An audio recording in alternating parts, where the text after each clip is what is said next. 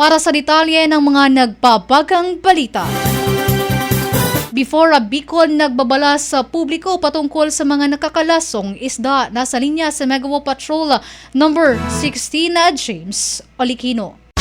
Bicol Network News Report!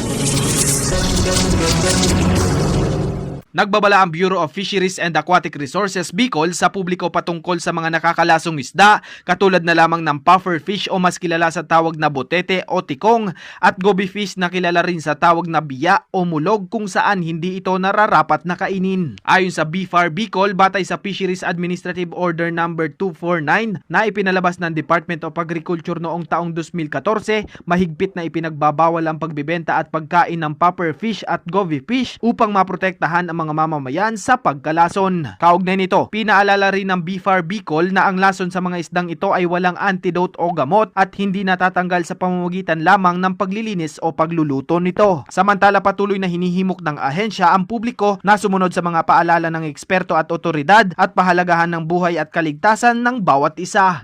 Para sa Bicol Network News, ito si Megawa Patrol numero 16 James Olikino, tatak tunay na serbisyo.